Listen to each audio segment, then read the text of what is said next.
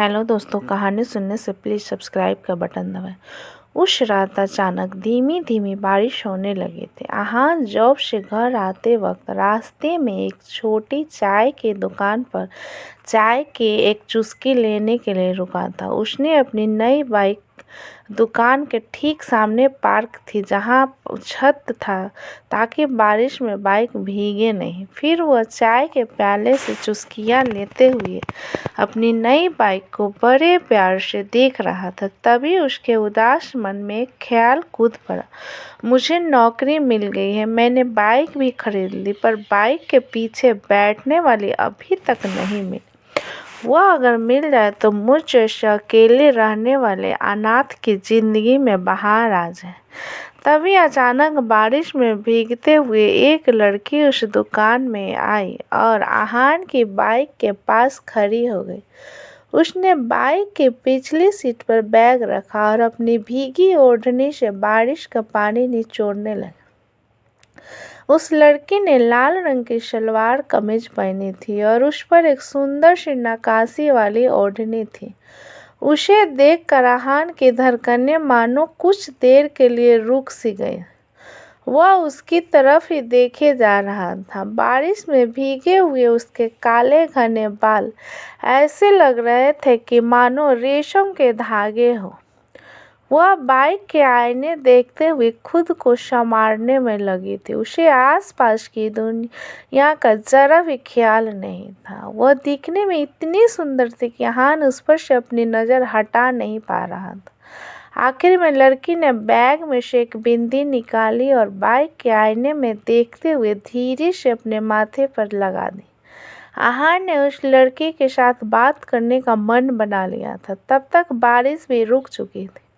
अहान ने जल्दी जल्दी चाय का कप रखा और छोटू के पैसे दिए ताकि वह सुंदरी कहीं निकल न जाए और वह उससे बात कर सके। पर तभी अहान के कानों पर भारी आवाज़ पड़ी और कोई आदमी बाइक का हॉर्न बजाते हुए आकृति आकृति नाम से पुकार रहा। और उस भारी आवाज़ को उस सुंदर लड़की ने जवाब दिया, आती हूँ मामा जी। और वह बैग उठाकर दौड़ते हुए उस बाइक के पीछे जाकर बैठ गए और वहां से चली गई। अहान ने सोचा, इतनी जल्दी में उससे रोक कर बात तो नहीं कर पाया, पर चलो शहजादी का नाम तो पता चला, आकृति। आकृति के ख्यालों में उस रात अहान को नींद नहीं आ रही थी, इसलिए वह सुबह लेट उठा और ऑफिस भी लेट पहुंचा। इस वजह से बॉस ने भी उसे 2-4 ताने मार ही दी, पर वह भी उसने मन ही मन हंसते हुए सुन लिए, क्योंकि उसे बॉस में भी उसकी प्रेमिका आकृति नजर आ रही थी।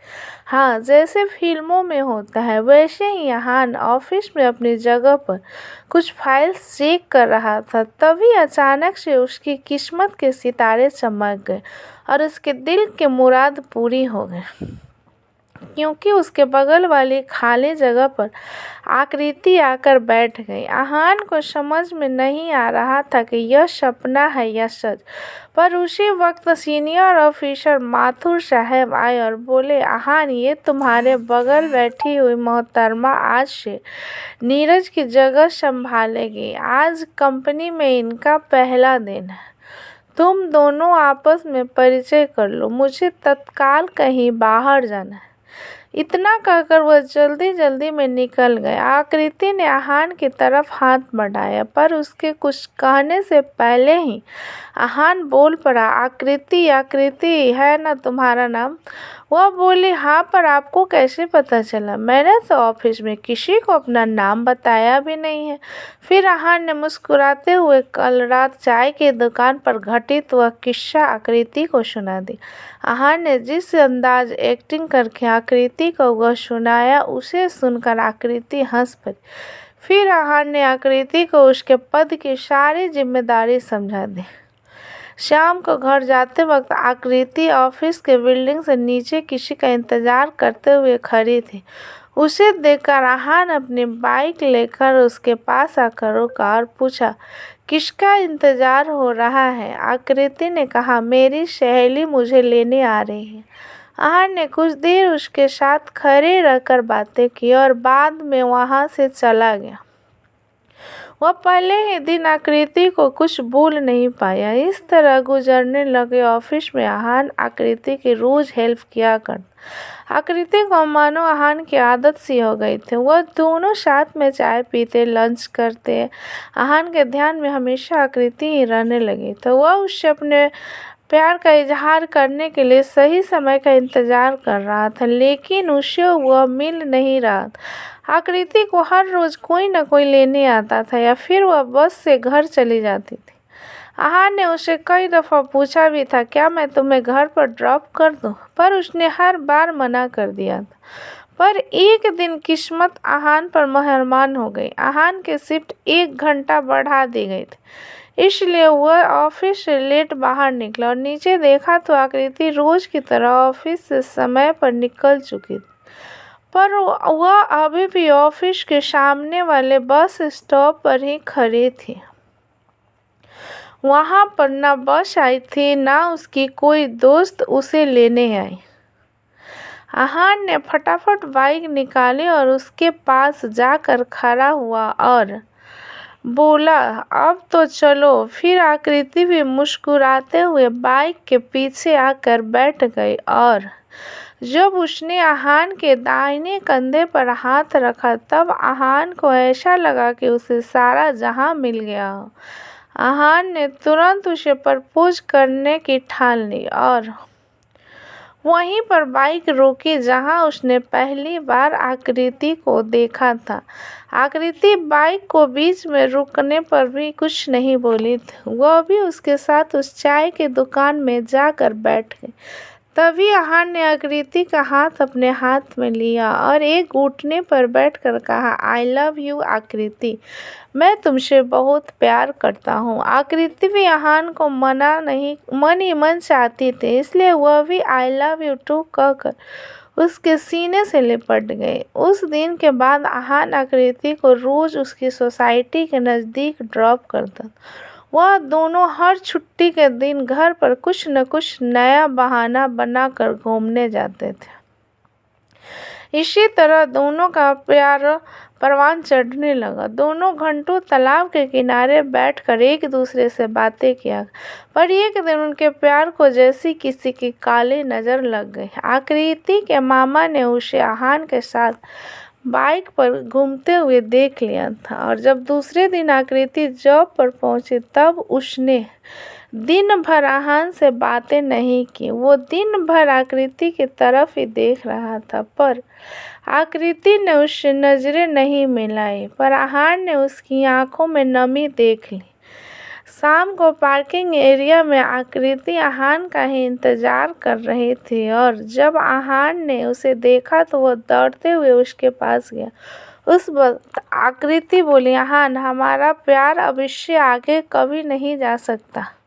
तुम्हें मुझसे हमेशा के लिए भूलना होगा। आहान की आंखें भर आई थी। उसने पूछा, पर क्यों? तभी उसे पीछे से एक भारी आवाज़ सुनाई दी, मैं बताता हूँ क्यों। वहाँ आकृति के मामा जी आए थे। वो बोले, मैं कल आकृति को तुम जैसे 2 रुपए वाले लड़के के साथ बाइक पे घूमते देखा। क्या औकात क्या है तुम्हारी? मैंने उसकी शादी एक अच्छे परिवार के लड़के के साथ तय की और तुम ठहरे एक अनाथ। क्या मिलेगा उसे तुम्हारे साथ रहकर? जवाब में आहान सिर्फ इतना बोला, मैं आकृति से सच्चा प्यार करता, वह भी मुझे उतना ही चाहती है। आकृति सब खामोशी से सुनते हुए नीचे जमीन की तरफ देखकर फूट फूट कर रो रही थी। वह अपने मामा जी के डर से आहान से आंखें भी नहीं मिला रही थी। कुछ ही देर में आकृति के मामा जी उसे वहां से ले गए और बेबस आहान उसे बस देखता ही रह। जब आहान अगले दिन ऑफिस पहुंचा तब उससे पता चला कि आकृति ने ऑफिस छोड़ दिया। फिर उस दिन से आहान जैसे अंदर से टूट गया था। उसका काम में मन नहीं लग रहा था और कुछ दिनों बाद उसने भी ऑफिस आना बंद कर दिया। आहान अब अपने आप में खोया खोया रोने लगा था। वह जिस दोस्तों से रोज मिलता था उनके पास से गुजरता पर बातें नहीं करता था।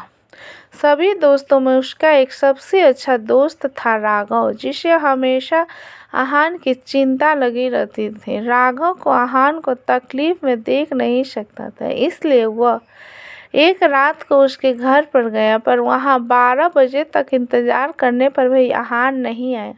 फिर उसने पड़ोसियों से पूछताछ की। उन्होंने बताया कि आजकल वह कभी-कभी ही घर आता है और जब भी आता है तब नशे में धुत होता है।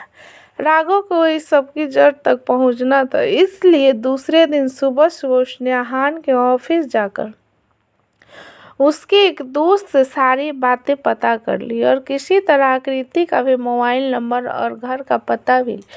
तभी इन सबके बीच में एक अनहोनी हो गई। उसे आहान के पड़ोसियों ने फोन करके बताया, आहान ने जहर खाकर आत्महत्या करने की कोशिश की, पर हमने उसे हॉस्पिटल में एडमिट कर दिया। यह सब सुनकर राघव हॉस्पिटल जाने के बजाय अपनी गर्लफ्रेंड को लेकर आकृति के घर गया। किस्मत से उसके घर पर कोई नहीं था, इसलिए आकृति को आहान के बारे सब कुछ बताने में मुश्किल नहीं हुई।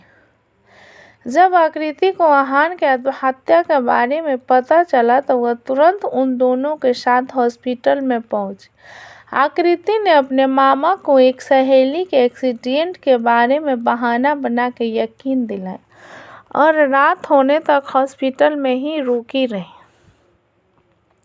और जब आहान ने आंखें खोली तब वह रोते हुए उसके सीने से लिपट गई और बोली, मैं भी तुम्हारे बिना अब जी नहीं सकती। आहान फिर कुछ ही दिनों में दोस्तों की मदद से दोनों ने शादी कर ली और उसके बाद वह दोनों उस शहर में कभी नहीं दिखे।